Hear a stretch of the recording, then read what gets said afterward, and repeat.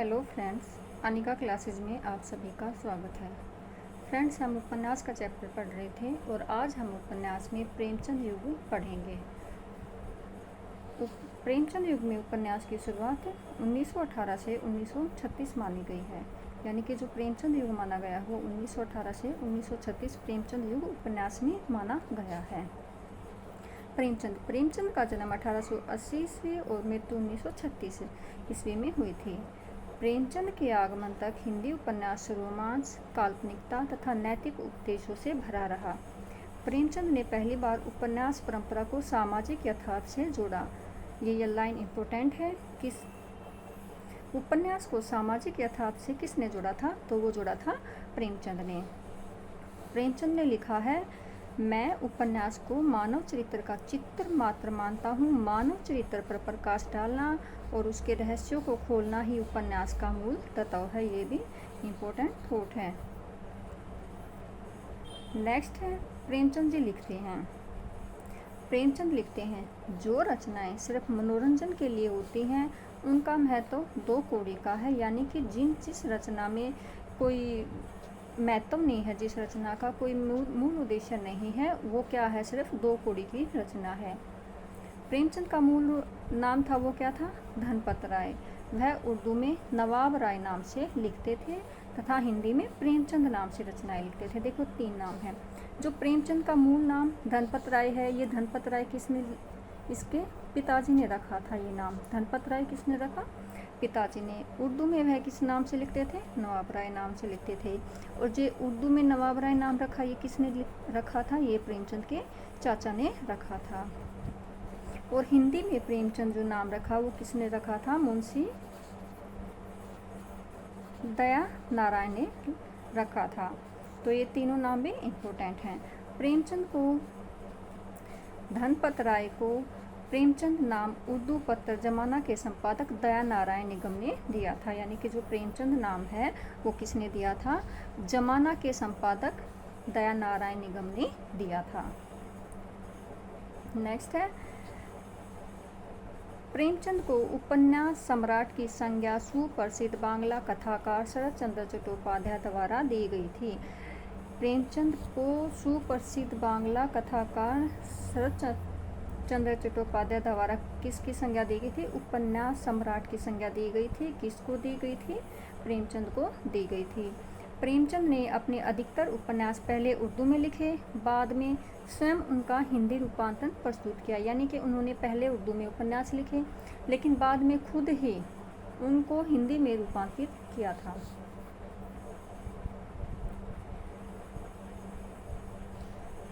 Next है, doctor Nagendra के अनुसार कायाकल्प मूल रूप से हिंदी में लिखित प्रेमचंद का पहला उपन्यास है। नगेंद्र के अनुसार है ये कि नगेंद्र ने प्रेमचंद का जो हिंदी में लिखित, हिंदी में, उर्दू में नहीं, देखो यहाँ हिंदी लिखा हुआ, हिंदी में लिखित पहला उपन्यास कौन सा माना है? कायाकल्प माना है। ये भी इम्पोर्टेंट है। प्रेमचंद का एकमात्र ऐतिहासिक उपन्यास कौन सा है? रूठी रानी है, जिसकी रचना 1907 ईस्वी में हुई थी। देखो, डॉक्टर नगेंद्र ने माना है कायाकल्प, लेकिन जो पहला ऐतिहासिक नाटक है वो है रूठी रानी। और कब लिखा गया था? 1907 ईस्वी में लिखा गया था। अब हम देखेंगे जो उपन्यास प्रेमचंद ने पहले उर्दू में लिखे थे, फिर उनका हिंदी रूपांतरण किया, किस नाम से किया, अब हम ये देखेंगे। उर्दू शीर्षक है और हिंदी रूपांतरण दिया हुआ, साथ में इनका सन भी दिया हुआ। असरारे मुआविद 1903 से 1905 ईस्वी में। असरारे का जो हिंदी रूपांतरण किया है वो किस नाम से किया है? देवस्थान रहस्य 1905 ईस्वी में किया है। हम कुरमा ओ हम सवाब 1906 ईस्वी में लिखा गया, ये उर्दू में है। और फिर इसका हिंदी में रूपांतरण किया प्रेमा अर्थात दो सखियों का विवाह। प्रेमा अर्थात दो सखियों का विवाह 1907 ईस्वी में। 1907 ईस्वी में ही इनका ऐतिहासिक नाटक है रूठी रानी। अब है किसना। 1907 में उर्दू में लिखा और हिंदी में रूपांतरण किया गबन नाम से 1931 ईस्वी में। जलवा ए इसार उर्दू का है, 1912 में लिखा था। और वरदान नाम से हिंदी में 1921 में रूपांतरण किया। नेक्स्ट है बाजार ए हुसन 1917 ईस्वी में है और हिंदी में जो रूपांतरण किया है बाजार ए हुसन का सेवा सदन 1918 में। गो से आफियत उर्दू का है और इसको हिंदी में रूपांतरण किया है प्रेमाश्रम 1922 ईस्वी में। चौगान ए हस्ती रंगभूमि 1925 ईस्वी में। चौगान ए हस्ती का जो हिंदी रूपांतरण है वो है रंगभूमि है। प्रेमचंद का पहला उपन्यास असरार मुआविद उर्दू का था असरार मुआविद। प्रेमचंद ने प्रेमा अर्थात दो सखियों का विवाह उपन्यास को परिष्कृत कर प्रतिज्ञा शीर्षक से प्रकाशित करवाया था। यानी कि इन्होंने हम खुरमा ओ हम स्वाब जो उर्दू का था इसने क्या किया था, इसको प्रेमा अर्थात दो सखियों के विवाह में रूपांतरण किया हिंदी में। फिर बाद में इन्होंने क्या किया था, प्रेमचंद ने ही प्रेमा था दो सखियों का विवाह उपन्यास को परिष्कृत कर प्रतिज्ञा शीर्षक नाम से इन्होंने क्या किया था, इसको प्रकाशित करवाया था। नेक्स्ट है अब जो प्रेमचंद के उपन्यास हैं उनके सन और जो उपन्यास हैं उनकी विषय वस्तु क्या है हम ये देखेंगे।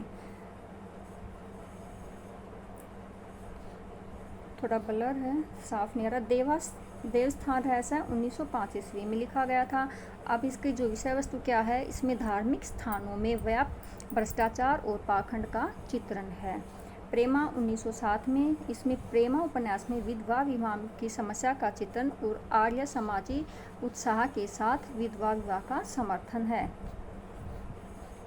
नेक्स्ट है सेवा सदन 1918 में, इसमें क्या किया गया था, वेश्यावृत्ति की समस्या पर गंभीर विचार करते हुए उसके सामाजिक पक्ष की ओर अधिक ध्यान दिया गया है। सेवा सदन में किसका वर्णन किया गया है, वेश्यावृत्ति की समस्या का वर्णन किया गया है। नेक्स्ट है वरदान 1921 ईस्वी में, इसमें प्रेम एवं विवाह की समस्या का चित्रण किया गया है। नेक्स्ट है इसका प्रेमाश्रम 1922 ईस्वी में, ब्रिटिश शासन के अंतर्गत जमींदारों और किसानों के संबंधों का चित्रण किया गया है। जमींदारों और किसानों के संबंध का चित्रण किस उपन्यास में किया गया है, प्रेमाश्रम उपन्यास में किया गया है। रंगभूमि है 1925 ईस्वी में, नव विकसित पूंजीवाद और भारतीय परंपरा के द्वंद्व को व्यापक फलक पर चित्रित किया गया है। सामंतवाद, औद्योगिक पूंजीवाद, राजनीतिक एवं बौद्धिक वर्ग, प्रशासन तंत्र और उत्पीड़ित जनता का चित्रण हुआ है। देखो इसकी विषय वस्तु बहुत लंबी है, ये याद नहीं होगी, तो हमें ये देखना है जो रंगभूमि उपन्यास है 1925 में लिखा गया था इसमें क्या है। इसमें नव विकसित पूंजीवाद और भारतीय परंपरा के द्वंद्व ये याद कर लेना है, इसी से हमें इनका पता चल जाएगा। जो पूंजीवाद है, औद्योगिक, राजनीतिक, बौद्धिक, ये इसी में आ जाएंगे। नव विकसित पूंजीवाद, भारतीय परंपरा के द्वंद्व को व्यापक फलक पर चित्रित किया गया है। नेक्स्ट जो उपन्यास है कायाकल्प 1926 ईस्वी में लिखा गया था। जमींदारी प्रथा का वर्णन है। कायाकल्प में किसका वर्णन है, जमींदारी प्रथा का। अब इसमें देखो, जगदीशपुर रियासत की रानी देवप्रिया की विलास लीलाओं और उनके पुनर्जन्म की अलौकिक चमत्कारों का वर्णन है। कायाकल्प में एक तो जमींदारी प्रथा का वर्णन है, दूसरा इसमें क्या दिया है कि जो जगदीशपुर रियासत की रानी कौन सी, देवप्रिया, ये भी पूछ सकते हैं। जगदीशपुर की रानी, रियासत की रानी देवप्रिया की विलास लीलाओं का चित्रण किस उपन्यास में प्रेमचंद जी ने किया है, तो ये कायाकल्प में किया है। एक मिनट। नेक्स्ट जो उपन्यास है वो है निर्मला 1927 ईस्वी में लिखा है और इसकी जो विषय वस्तु है दहेज एवं अनमेल विवाह की समस्या प्रस्तुत की गई है। दहेज प्रथा किस में दिखाई गई है, निर्मला उपन्यास में दिखाई गई है। नेक्स्ट उपन्यास है गबन 1931 ईस्वी में लिखा गया था। गबन में क्या है, दिखावे और प्रदर्शन की प्रवृत्ति तथा स्त्री की आभूषण प्रियता की त्रासदी का नाटकीय चित्रण हुआ है। ये पूछा गया है कि स्त्री की आभूषण प्रियता की त्रासदी का नाटकीय चित्रण प्रेमचंद ने किस उपन्यास में किया है, वो गबन उपन्यास में किया है। कब लिखा गया था, 1931 ईस्वी में लिखा गया था। नेक्स्ट है कर्मभूमि 1932 ईस्वी में लिखा गया। अब इसकी विषय वस्तु क्या है, राष्ट्रव्यापी आर्थिक मंदी और महात्मा गांधी के नेतृत्व में चलने वाली स्वाधीनता आंदोलन का अंकन है। साथ ही इसमें अछूतों के सामाजिक जीवन की स्वीकृति का सवाल, सामाजिक राजनीतिक कार्यकलापों में स्त्रियों की भूमिका के सवालों को गंभीरता से उठाया गया है। नेक्स्ट है गोदान 1936 में लिखा गया था। भारतीय किसान जीवन की महागाथा होरी के माध्यम से इसका चित्रण किया गया है। ये थे उपन्यास के प्रेमचंद के जो उपन्यास हैं महत्वपूर्ण, उनके सन और उनकी विषय वस्तु, उर्दू में कौन से उपन्यास लिखे थे और उनका हिंदी रूपांतरण किस नाम से किया था। अब हम आगे पढ़ेंगे।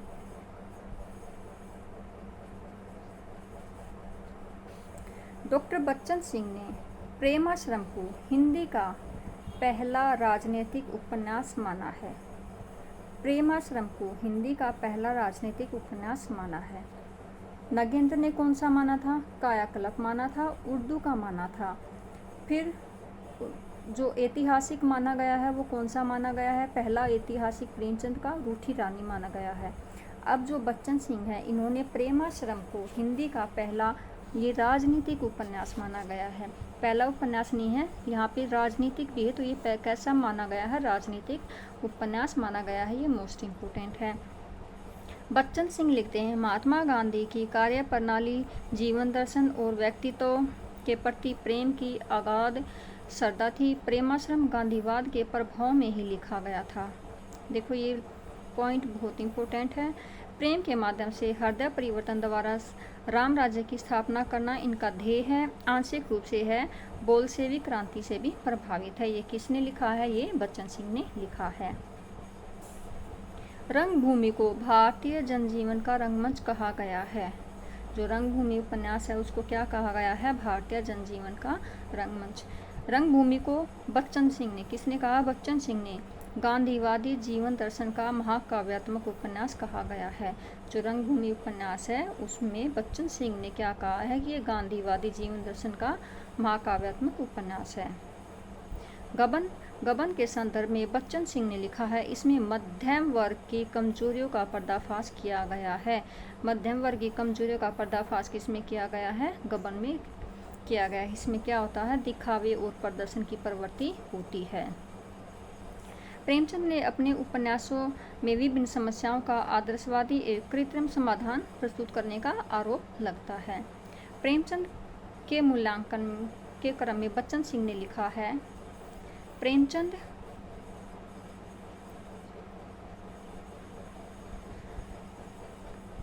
के उपन्यासों के संबंध में जो विचार व्यक्त किए गए हैं वे प्राय एकांगी हैं, यानी कि एक अंक के हैं, और वे दुनिया के सर्वश्रेष्ठ उपन्यासों की श्रेणी में रखे जाते हैं। तो दूसरी ओर उन्हें द्वितीय श्रेणी का उपन्यासकार कहा जाता है। कोई उन्हें गांधीवादी सिद्ध करता है तो कोई मार्क्सवादी, कोई आदर्शवादी कहता है तो कोई यथार्थवादी, कोई उनके कथ्य को भारतीय कहता है तो रूप को पाश्चात्य यानी अभारतीय।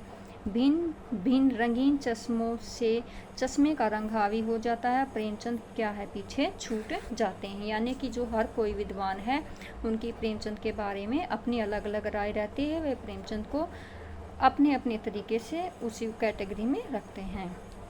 ये किसने कहा था? बच्चन सिंह ने। गोपाल राय लिखते हैं, प्रेमचंद ने समकालीन मध्यम वर्गीय समाज को जो अनेक प्रकार के अंतर्विरोधों, तर्कहीन सामाजिक मान्यताओं तथा परंपरागत रूढ़ नैतिक धारणाओं से ग्रस्त था, आलोचनात्मक दृष्टि से देखा, उसका अध्ययन विश्लेषण किया, उसे अपने कथा संसार के माध्यम से प्रस्तुत किया। ये किसने कहा? गोपाल राय ने कहा था।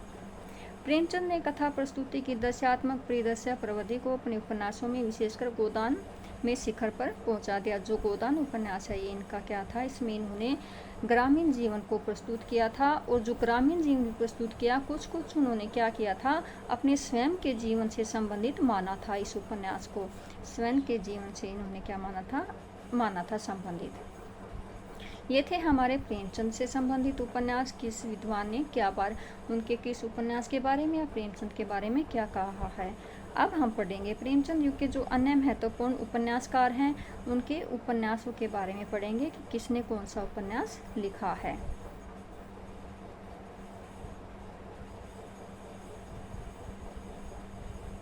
ये पीडीएफ थोड़ी साफ नहीं बनी है, इसमें थोड़ा ब्लर सा है। प्रेमचंद युग में अब कौन से उपन्यासकार आते हैं? पांडे बेचन शर्मा उगर। पांडे बेचन शर्मा उगर हैं। इनका जो उपन्यास है चंद हसीनों के खैतूत, हिंदी में पत्रात्मक प्रवृत्ति का प्रवर्तक उपन्यास है। पत्रात्मक प्रवृत्ति का उपन्यास हिंदी में कौन सा है? चंद हसीनों के खैतूत है। बदवा की बेटी उपन्यास का दूसरा संस्करण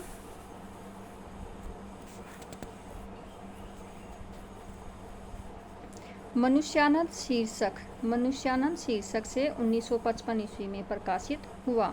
बदवा की बेटी कब प्रकाशित हुआ? 1955 में हुआ।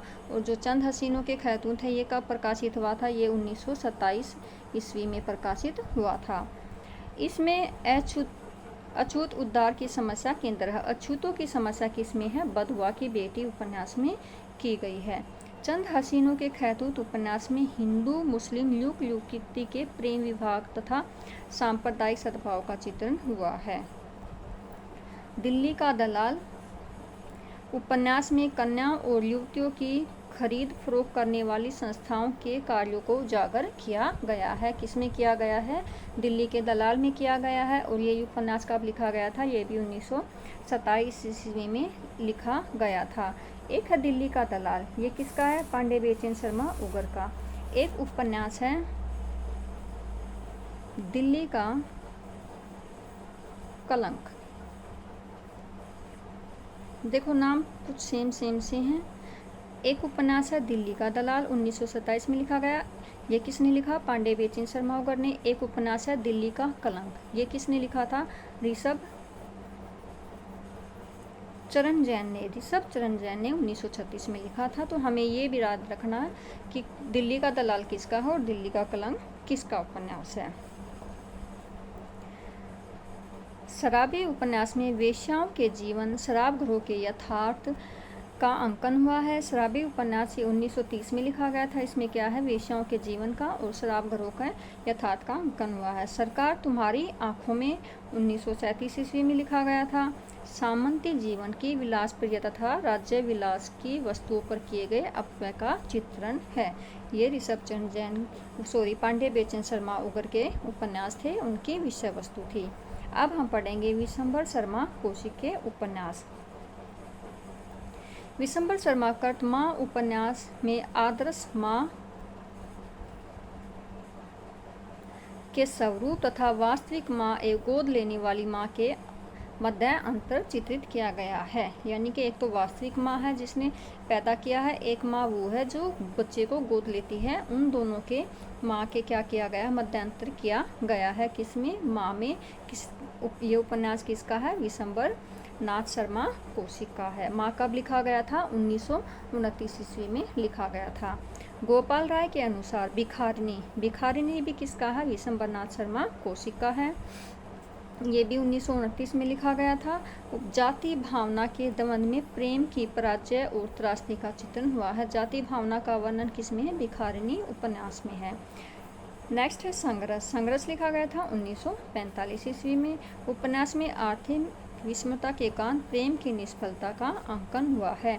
माँ भिखारिन संघर्ष ये किसके हैं? विशंबर नाथ शर्मा कौशिक के उपन्यास हैं। अब है जयशंकर प्रसाद के उपन्यास 3 हैं। एक इनका क्या है? अपूर्ण उपन्यास है। जयशंकर प्रसाद कृत कंकाल कब लिखा गया? 1929 में। इसकी विषय वस्तु क्या है? हिंदू समाज में विकृतियों का चित्रण, साथ ही प्रचलित तीर्थ स्थानों के मिथ्याडंबरों एवं दुराचारों का चित्रण किया गया है। किसमें? कंकाल में। नेक्स्ट उपन्यास है तितली, 1934 ईस्वी में लिखा गया। तितली उपन्यास में किसान मजदूर वर्ग पर होने वाले अत्याचारों तथा निम्न वर्ग की दयनीय स्थिति का चित्रण हुआ है। किसमें हुआ है? तितली उपन्यास में है। और ये उपन्यास किसका है? जयशंकर प्रसाद का है। कब लिखा गया? 1934 ईस्वी में लिखा गया।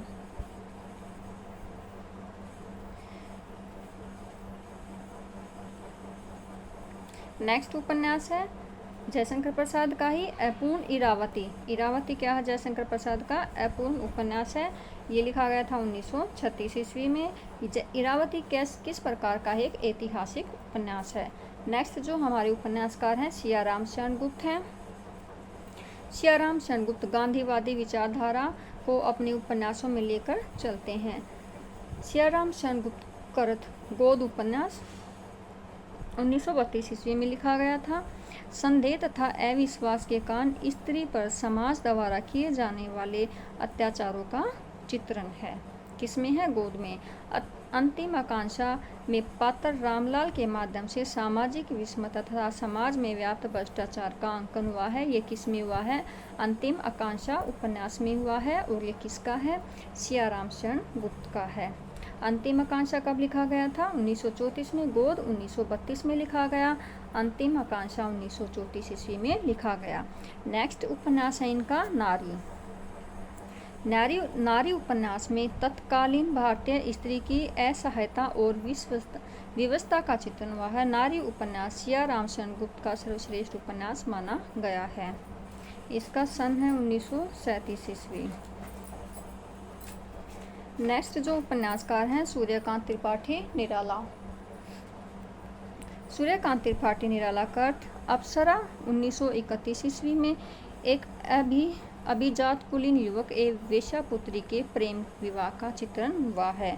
यानी कि अलग कुल से जो है इनका विवाह दिखाया गया है। किसमें? अप्सरा में 1931 ईस्वी में लिखा गया था। नेक्स्ट उपन्यास है अलका। अलका उपन्यास में निराला ने अवध क्षेत्र के, देखो उपन्यास में पात्र, क्षेत्र और विषय वस्तु और सन ये याद करने बहुत जरूरी है। इनमें से किसी से भी एक क्वेश्चन बन सकता है।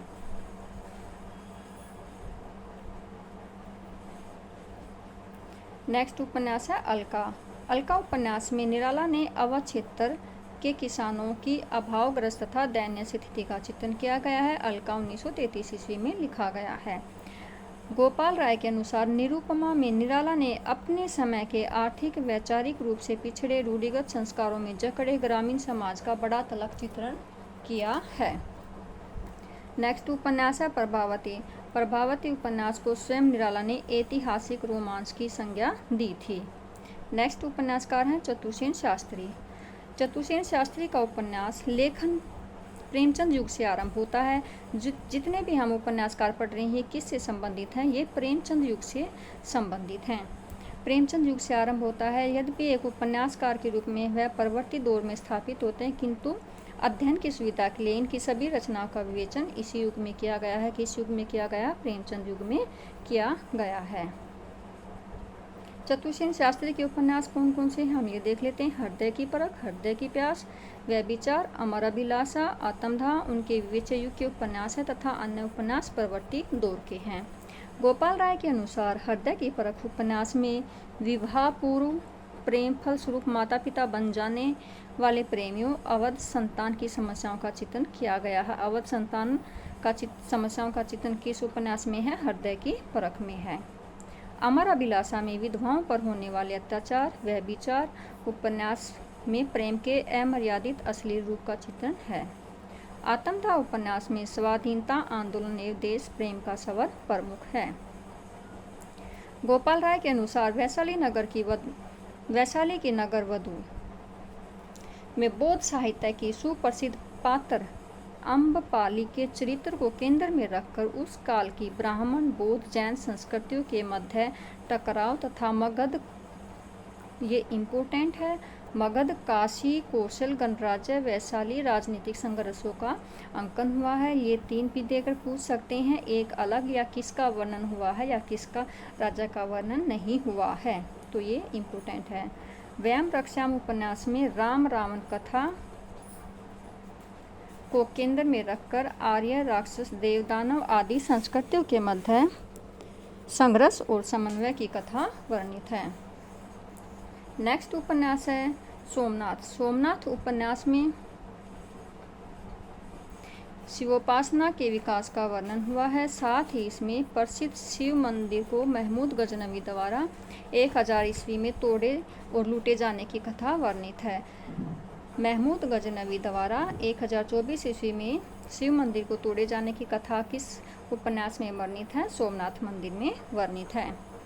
आदित्य प्रसन्न राय के उपन्यास मुन्नी की डायरी से हिंदी उपन्यास में डायरी प्रविधि का आरंभ होता है। हिंदी उपन्यास में डायरी प्रविधि का आरंभ किस उपन्यास से माना गया है? मुन्नी की डायरी से माना गया है। किसका है? आदित्य प्रसन्न राय का है। पांडे बेचन शर्मा उगर ऋषभ चंद्र जैन तथा चतुसेन शास्त्री प्रगतिवादी शैली के उपन्यासकार माने जाते हैं। ये तीनों किस शैली के उपन्यासकार हैं? प्रगतिवादी शैली के उपन्यास माने जाते हैं। तो ये फ्रेंड्स ये थे हमारे प्रेमचंद युग के उपन्यास। अगली क्लास में हम करेंगे प्रेमचंदोत्तर युग, उनके उपन्यास और उपन्यासकार। Thank you.